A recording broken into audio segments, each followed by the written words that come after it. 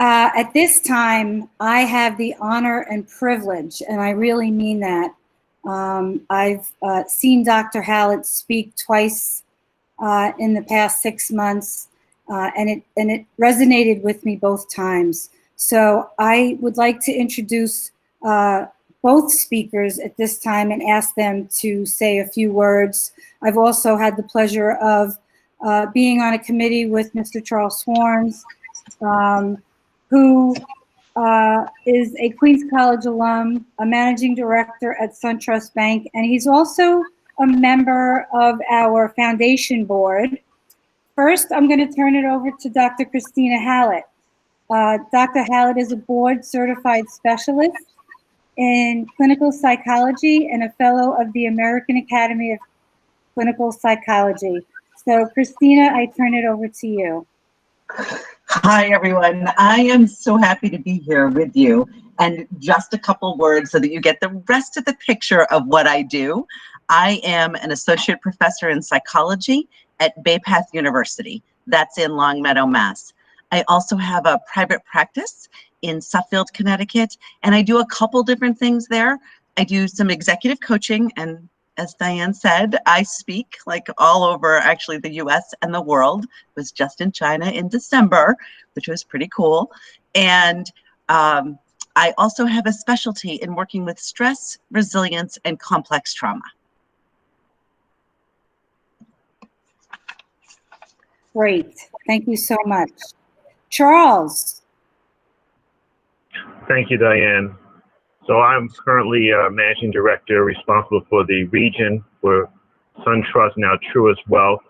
The region I'm responsible for is the New York Tri-State, as well as New England, including Boston.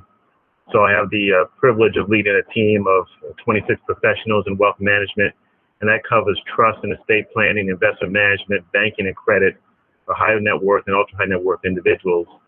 And as I mentioned, I'm also on the board for the foundation for the college, and I'm really thrilled to be here and look forward to a very engaged and hopefully a dynamic discussion about what's happening in terms of job opportunities and how we might be able to be of assistance. So thank you very much. That's awesome. So it sounds like both of you are extremely busy in your lives. And so we do greatly appreciate that you took the time to be with us today. And Kristina, I am going to turn it over to you and to our almost 70 students that we have on the line. Oh, wonderful. So first, I just want to say, not only am I thrilled to be here, but to all of you who are graduated, graduating, and oh, so close, congratulations. That is fabulous. And I really appreciate what Ava said regarding acknowledging the small amount of people who actually achieve what you're achieving. And one of the important things in terms of dealing with stress is learning to really congratulate yourself. So if you haven't literally patted yourself on the back yet, do it now. Go ahead. And if you're not on camera, no one's going to see you anyway. So what do you care, right? That is fabulous. Good job. I also really want to acknowledge the state of our country right now. College is always difficult and there's always stress. We can't live a life without any stress, but I want to acknowledge that there are two very large and important things that are going on as well.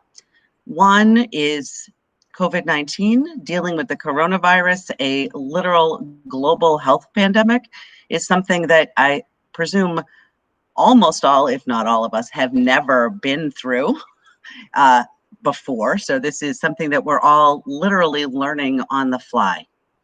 And the other thing that's going on is that we are looking very, very closely and clearly at continued instances of systemic and institutionalized racism. And I do want to acknowledge the recent very tragic deaths of Ahmaud Arbery and Breonna Taylor and George Floyd. And those are only 3 names. We literally have centuries more of names. And if we had a lot more time, I would read through many, many more for you. But using those three as a moment in time to say, one of the things that I think education brings us is an awareness of how to think, and an awareness of self-reflection, and an awareness of community. You've all been in an educational community. We have many different types of community, and so recognizing that, and my goal is literally that we will, and someday are, but not yet, moving towards being a country of community that recognizes the worth and the dignity of all human beings. And so I just didn't feel like I could talk about stress at all without, for me as a person, but also as a psychologist, saying the times that we are in, not one of us has ever been in a situation that has so many vitally important public issues going on at the same time that we are trying to figure out, how do we make our own way? And it's not just you in college. Trust me, everybody is trying to make their own way. Even I, as a psychologist, had to suddenly figure out I could teach online because I already did that, but I had to see clients online, which I have to tell you was not like the most fun thing ever. I would rather be with people face to face, and that brings a different measure. So we're all learning and growing. When we think about stress, and I wish so much that I could see you all so you could raise your hand, but I'm going to pretend that you are, because I think that most of you probably have the sense that stress is a bad thing. And it can be. I mean, it can be a really bad thing. We know, we've been talking for a while about the potential negative effects of stress on our body, on our emotions, on our relationships, on our productivity. But stress doesn't have to be that negative. In that, there are things that we can do for ourselves so that we are not having the same potential degree of negative effects on our body and on our emotions. So just really briefly on that topic, while we have tended to think about stress as something that's just going to lay us low, and that's true, ongoing and high levels of stress can do that. But if we look instead at stress from a slightly different perspective, it can begin to shift our mindset and allow us to have enough energy to continue moving forward. And that's really what we want to do, right? You want to get jobs, you want to move forward, you want to be able to fully engage in your life. And so the three components to shifting and recognizing the positive power of stress are that, one, stress actually increases focus and concentration. Now, you might be rolling your eyes at me and saying, no, it doesn't, because in reality, when we typically teach about stress, what we say is, oh no, I'm so stressed, I'm not in my prefrontal cortex, I can't think, I can't figure out, I can't make sense of what to do. But in reality, what's happened is, whew, you have laser focus on the thing that's bringing you stress. So you actually have an increased ability to focus and concentrate on the stressor, but not on anything else. So again, this is a reframe. The second piece is that when we are under stress, we have more energy. That might not make sense to you, but think about what you already know about your nervous system. When you have a stress response, you've got cortisol and adrenaline. Those are drivers. Those give you energy. Parenthetically, I would like to remind you, for any of you, and probably none of you ever have, but if any of you have ever procrastinated, you frankly were utilizing what I'm talking about in terms of stress. You're like, oh yeah, I'm going to put it off. And then what happened is it got to the last minute and suddenly you're like, I got it done really quick. Right, because you had increased focus, increased concentration, and increased energy. The third component to reframing stress is that it's the thing that's stressing you out is something that has meaning to you. Right? It might be, I want to finish an assignment because my grade has meaning, or it might be a social issue to which you are saying, this has huge meaning. And so I'll just tie that together. I know I have not been able to look away from anything. I'm staying up later than I normally do because I'm really trying to be as aware as I can about the events that are going on and the impact that that's having on people, because that has meaning for me. So instead, I know, okay, this is a stressor. So now I have clear focus, I have clear energy, I know that it has meaning, and I can choose to direct that in a particular place. However, to do all of that, you have to be in a functional place. And so one of the things that you do to be able to reframe that way is what we call in psychology grounding. And so most of you are not on camera, but I want you to practice. This is going to be not even so much a meditation, but sort of a mindful grounding moment as a tool that you can use. So you can choose to close your eyes or to lower your gaze, or if you're looking at me, you can continue to stare at me. Doesn't matter, whatever you want, but try to soften your gaze so that you're not staring. You just have a soft gaze. And what I want you to do is I want you first and foremost to feel your feet on the ground. And if your feet are not on the ground where you're sitting, try to notice what part of you is on a chair or a couch or wherever it is that you are, your bed. Perhaps noticing the surface that's underneath your legs, underneath your sitting bones. Simply notice your connection to wherever you are. Come to this moment. And then I would ask you to, from deep in your belly, just pull in through your nose a really deep breath. And you'll notice your shoulders go up. So, and then out of your mouth, and you'll notice that your shoulders will drop. One of the tips I teach people in doing this is you can put your hand on your shoulder, and as you inhale and exhale, notice if your shoulder doesn't drop, you're still holding breath in your chest. I want you to really let it out, okay? That's all. That took longer for me to say than it really does for you, right?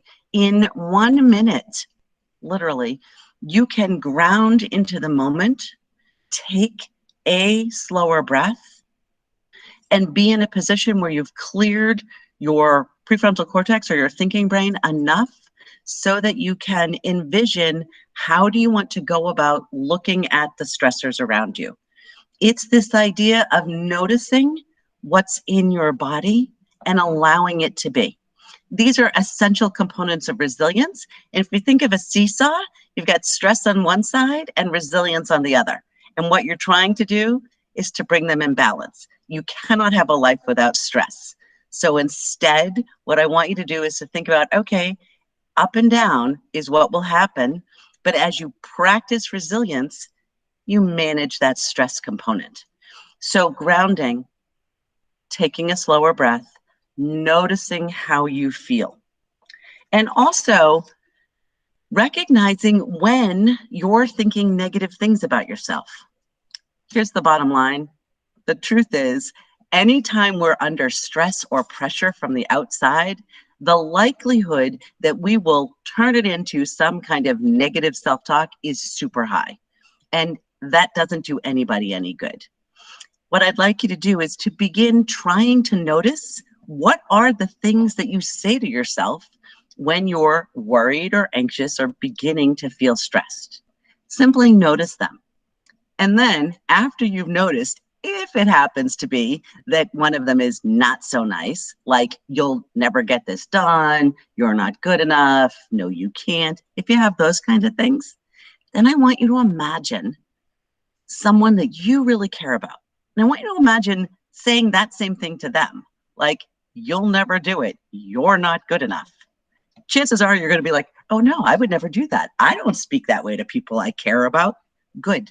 So I would then want you to use that for you, because it's important that you become one of the people that you care about.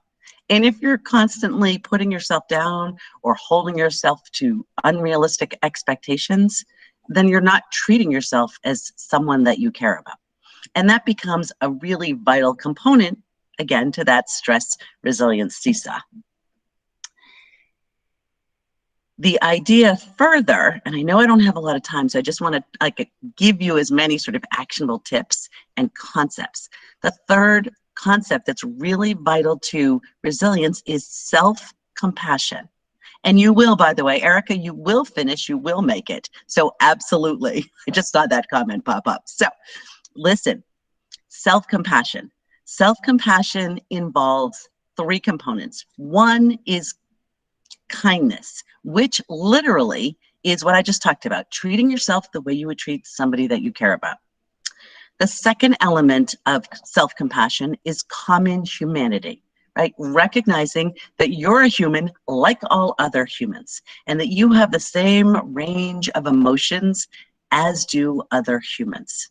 We are all part of the human race. And then the third component of self-compassion is mindfulness, which literally means being aware in the present moment without judgment. That's the key.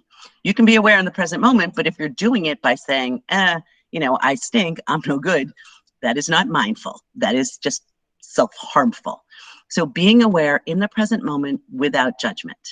So when we did that, lower your gaze and just feel your feet on the floor, that's mindfulness.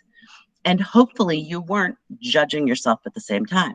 So when you're present in the moment and being kind to yourself, not doing that negative self-talk, and recognizing that you're a human, and seriously, nothing goes right for everybody. And we all go through times where things are more difficult than others. All of that together is the practice of self-compassion. And the thing that's so important about self-compassion, you might be sitting there saying, I can be compassionate to other people, but not myself. And here's the most important thing from the research on self-compassion. If you are a person who values and cares about being compassionate to others, you need to know this. It is not possible to sustain compassion for others if you don't have self-compassion. You can periodically be compassionate to somebody else, but if one of your personal core values is, I want to care about other people, to do that, you must learn and practice self-compassion. And truthfully, self-compassion doesn't have to be some huge speech you give to yourself. I will tell you what I trained just the other day. I trained someone who is actually former military and now a first responder, very much struggling with self-compassion. I said, look, all you have to do is sort of like put your hand on your chest and go, this is hard. That's self-compassion, right? Self-compassion allows you to have the greatest amount of accountability because you're honestly owning what's going on, what's impacting you, and acknowledging that it has an impact. And that gives you enough of a chance to then take the breath that we're talking about and that grounding and move into a more resilient way of looking at the stressors that are around you. One last thing, because I know I've only got like 2 minutes left, so I'm like, here we go.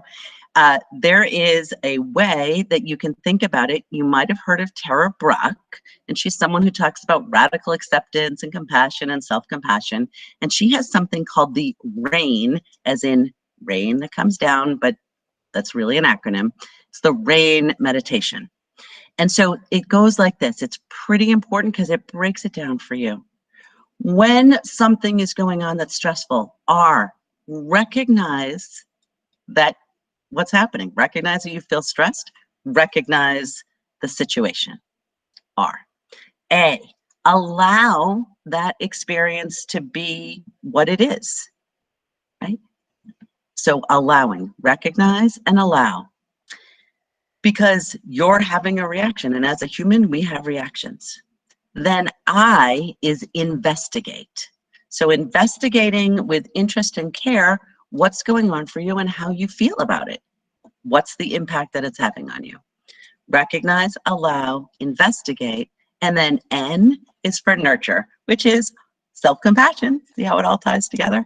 So recognize what's going on for you, how you're feeling, allow yourself to have that feeling, investigate what's behind that for you. Let yourself learn and look into that without judgment, and then nurture, right? Give yourself that moment of self-compassion to say, hey, stuff is going on here.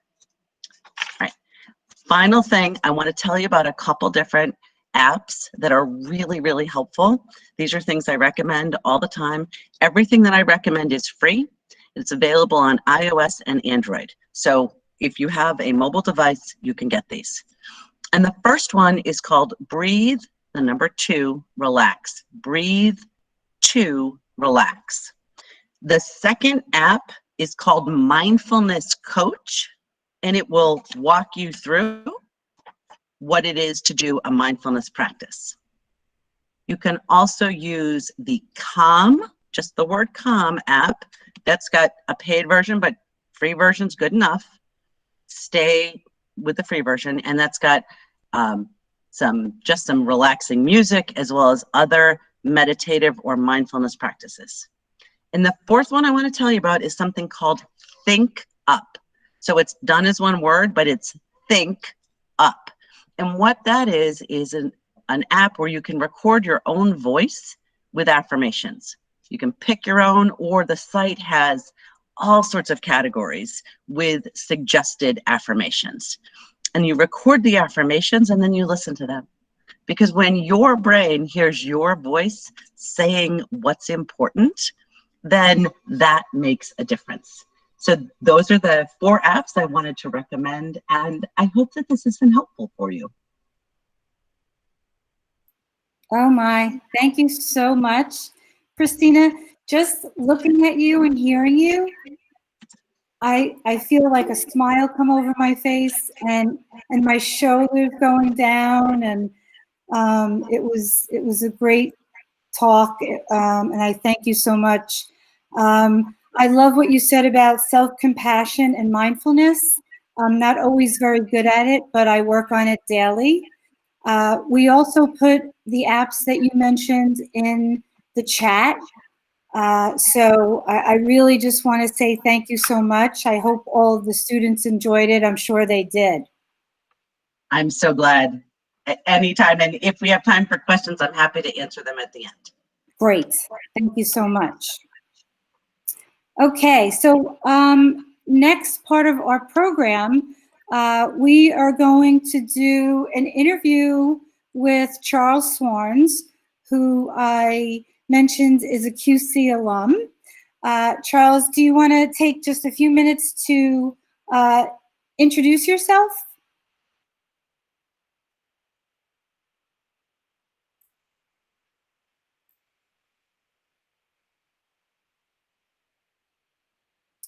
Let's see, we might be having some technical difficulty.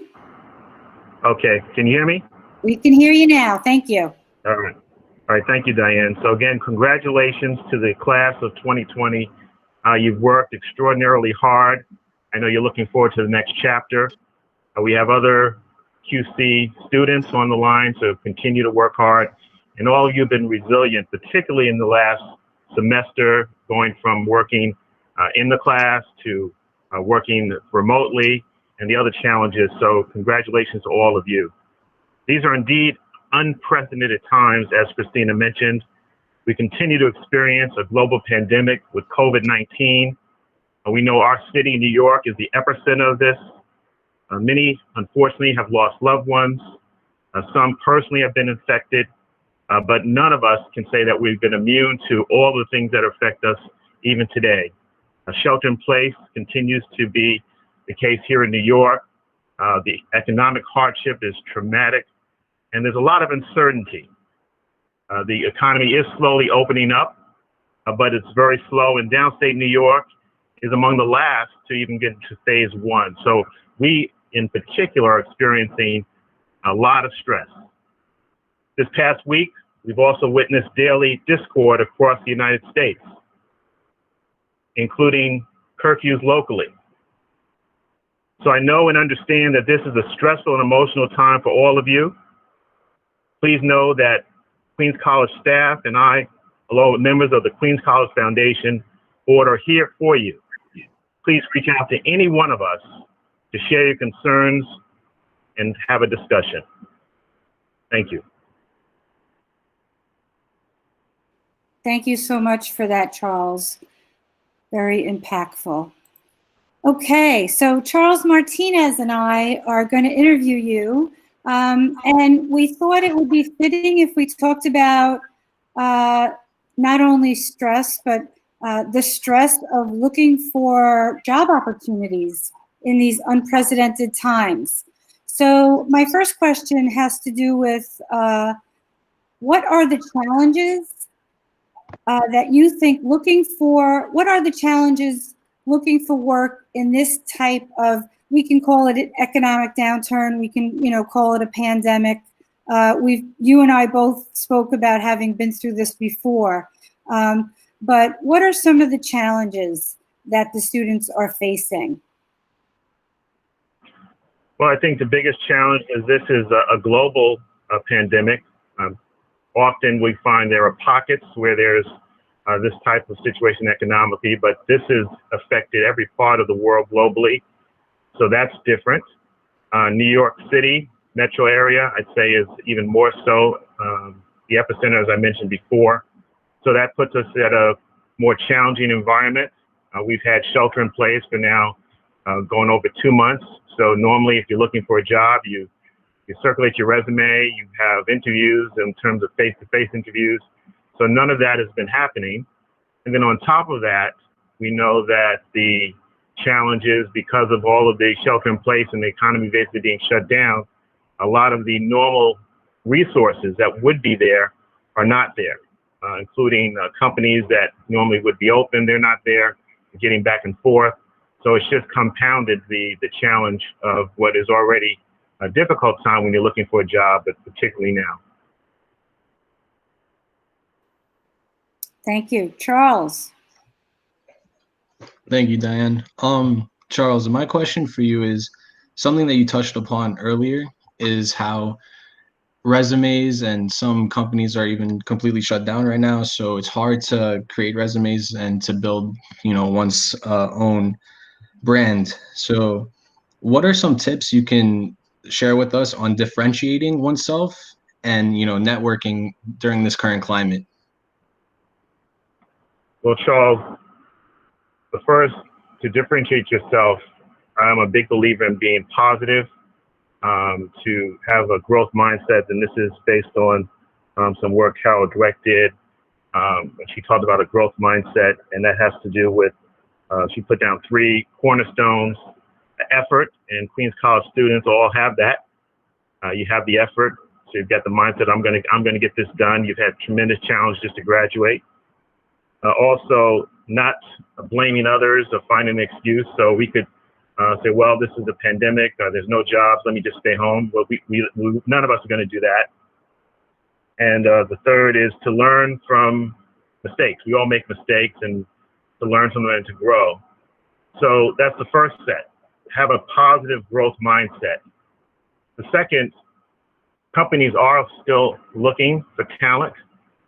Jobs continue to evolve and change over time. The jobs today are not the jobs that were prominent when I got out of school. And if you go probably fast forward another 4 years, 10 years, it'll be the same thing. So being flexible, being able to adapt to the changing environment.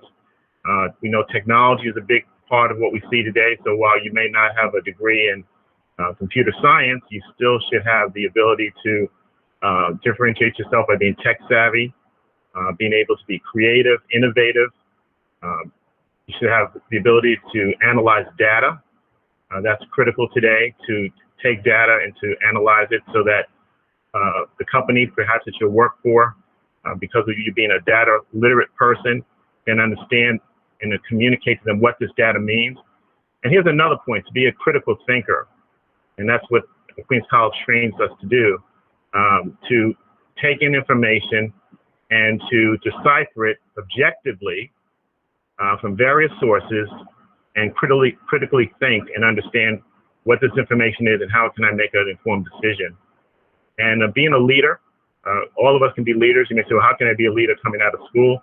Well, you can be a leader by, one, helping your classmates, coming together collectively, how do we collectively work together so that we all can find employment? We're not competing against one another.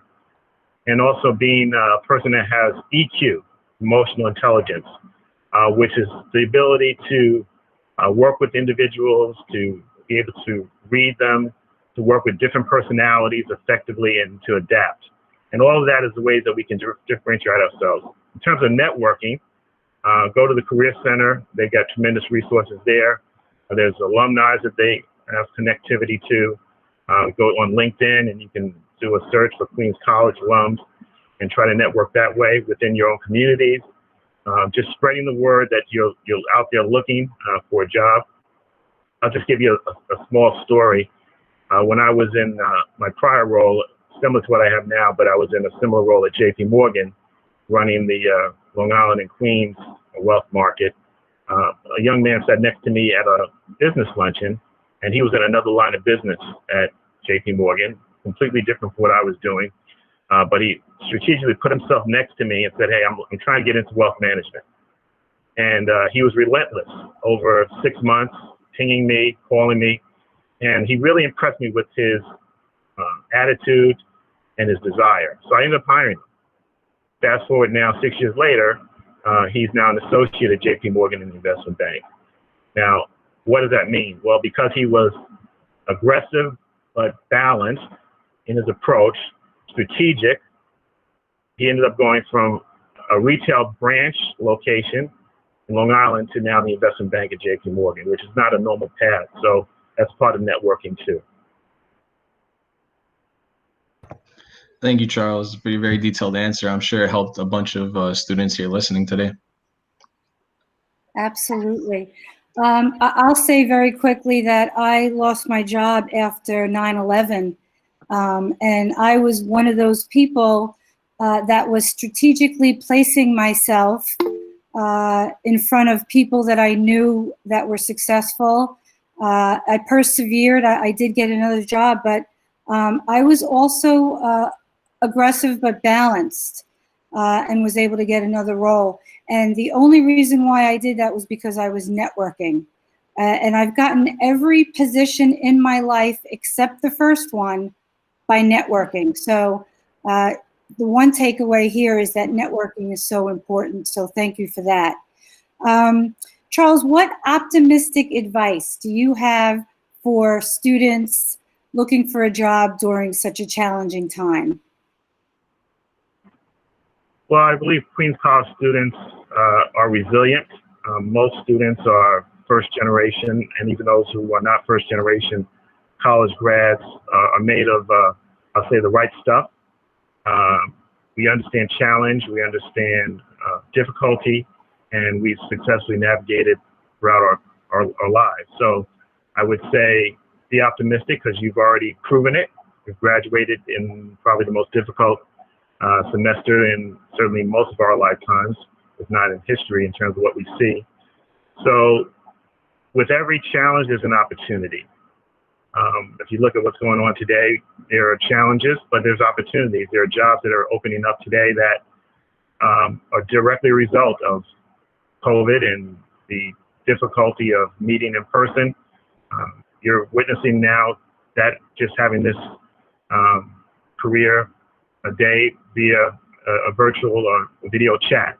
And more of us use Zoom and Google and other means. So just know that this is not the first time there's been an economic downturn. It won't be the last time. There'll be more. It does require more work and effort, but there will be an end to it in terms of the economic opportunities, and we just have to work through it.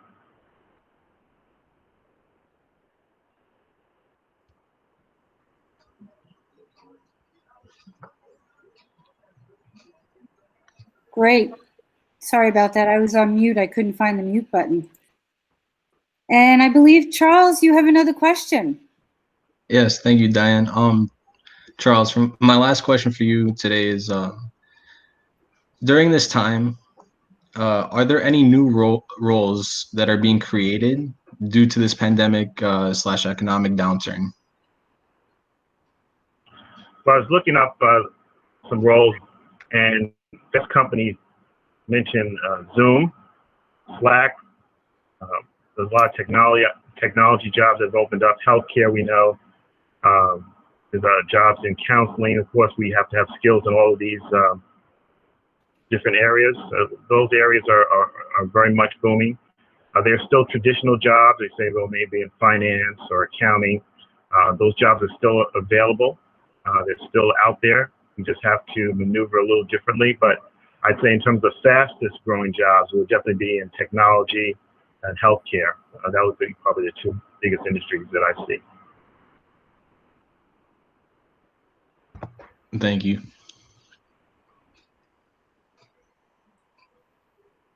Okay, thank you so much. Somebody put in the chat, and I just want to reiterate this. You said, with every challenge, there is an opportunity. And I just want students to be aware of that. So what I'd like to do now is open it up in the chat for questions. And we already have a question for Charles. And that question is coming from Angelina Yang. Charles, can you discuss how to network when face-to-face is not feasible right now? Okay, great question. Well, first, you have sites like LinkedIn. Everyone should be on that site, and you can do searches for Queens College alums, or maybe there's certain companies that you're interested in. There's also recruiting there. You can open up your link so that it could be open to recruiters. So use that. Use the Career Center. They've got tremendous resources. They know jobs that are opening up. Use alums, use friends, relatives. I mean, use everyone. And then use the technology that we have today, Zoom, Google, other web-based video chat technology to try to interact with folks. So you have to find other ways to replace what you normally would do. You could make the argument, too, that these other ways are perhaps more efficient in terms of casting a wider net, because probably in one day, you can cast your net a lot wider than if you were on the subway going back and forth to Manhattan. So there are some advantages to the technology, and that's the best resources we have under the current conditions. Thank you very much. Kristina, I actually have a personal question for you. I see that exercise is tied with reading. I do love reading. I've been hearing from a lot of students and friends that they are low on motivation. Can you maybe give some tips or talk a little bit on, how to motivate oneself to, move around a little bit? Absolutely. So I just put a note about this in the chat. Oh, funny. But only the names. Okay. So if you think about the foundation, the four corners of what we need to do to have a healthy body, to cope as best as we can with whatever goes on, our best functioning comes from the four pillars of eating well, sleeping well, moving your body, and breathing. And that's why I specifically mentioned the breathing earlier, because when we're stressed, we tend to breathe shallowly from up here, and we really want to breathe more deeply. So moving your body becomes vital. Literally, when you're moving your body, one of the things that you're doing is you're increasing the availability of certain neurotransmitters that will increase your ultimate feelings of motivation.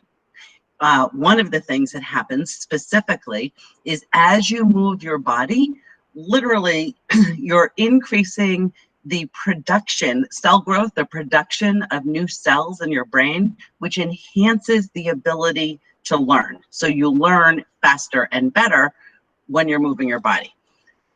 But the reality about motivation is when you're under all of this kind of circumstance, a lot of times you just want to be like, I don't even want to get out of bed, or I'm going to go back to bed. I'm not even showering, and I'm putting those covers. And it's like, I've been there. I am not saying that I don't suffer this way too. So what I tell people about motivation is you build motivation. And you build motivation through making a decision and then carrying out the action. And when you do that, that actually increases other chemicals, neurochemicals in your brain that help you have more dopamine the next time you go to do it. Meaning dopamine helps you feel good. Like eating chocolate gives you dopamine, which feels good, but literally going for a walk, and someone just mentioned going for a walk outside. If you spend 5 minutes just even walking in place outside, you are going to shift the response in your body. And one of the things I think is that people tend to set these goals like, oh my God, I suck, so I better, work out every day for 3 hours. Like, that isn't going to happen. But sit outside for 5 minutes, walk around the block for 5 minutes, and then try to build that up. But you start by making the decision and then carrying it out. And once you do that and repeat that, then you begin to feel motivated. Great. I like doing baby steps, so that's very good for me. And let's see, we're going to do one last question for Charles. And let me see if I can, there's 2 questions. Let me see if I can just get them together. So I used to ask my mother this a lot when I was younger, which is a lot of the companies require some sort of experience, but since we're a fresh graduate, how can we apply to some companies? So that's the first question. And what I usually, before I let you answer, I usually tell students that, anything from 0 to 1 to 2 years, you can absolutely apply to those jobs. Charles, what do you think? Yeah, Diane, I agree with you. If you go to our company's website, Truist Careers, you've got their full-time and internship programs. I just want to let everyone know our company is primarily a Southeast-based company, so most of the jobs are in the southeastern part of the United States. But if you go to every major company, they're going to have their website, and you go to the full-time entry-level positions, and that, by just definition, means it's entry level. So that's a good place to start. And as you mentioned, Diane, anything with 0 to 2, if you can get the interview and you've got other skills, other experience, then you can hopefully convince the recruiter that you do qualify. You shouldn't apply for a job that says 5 years. You don't have it. But something that has 0 to 2, perhaps your other experience can make up for that. But most major companies have entry-level positions. Okay. And I know I said that was the last question, but this is a really good one. And I think, Charles, you could take a shot, and then Kristina as well. So how can a student be professionally productive while many companies are not hiring? What are some of the things that we can do to set us up for success when companies start to hire again? Well, you definitely want to have, as I mentioned, some of those skills. So you may say, well, I don't have great, or my technology skills are not where I want them to be. So you can take an online course, get those skills sharpened, or maybe it's been a number of years since maybe you took that course that now is more relevant. So you can maybe get some coaching and mentoring on that. Anything to enhance yourself or to make yourself better or more productive. You want to take advantage of this, I call this downtime period, to get yourself sharpened. I also am a big believer in role plays. So most of the interviews now are going to be remote. So you can role play maybe with someone who's more experienced, go on Zoom, and they'll be the recruiter. You'll be the person applying for the job. And this should be someone who's familiar with interviews. And I know Queens College does that as well, but I don't believe you can practice too much. So practice makes you better at everything you do. Great. Kristina, anything that you'd like to add? I would endorse all of that because I think those are fabulous things. And in addition, I would say have a routine, right? If you're not getting up, like if you don't have a job that you're going to right now, you're in the midst of looking, create a routine, because as you have a structure and a routine, that's going to help you have more energy and be able to increase the amount of energy that you have to apply to the various things that you're doing. It would also say, anytime you can learn something, right? So learning something new, it could be, you could take up knitting. It doesn't matter. If you're learning, you're growing brain cells. So that will help you also to be productive. So in fact, you can find ways that both decrease stress and increase your preparation and your ability to be productive. That's great. And I just want to let all the students on the line know that Queens College has access to LinkedIn Learning. It's a platform with LinkedIn, and it's free to all Queens College students. And I highly recommend that you take the advice of Kristina and Charles, and whether it's learn something new, if you're a finance student, you do need to know Excel, so you can take an Excel class. Data analytics is a new thing.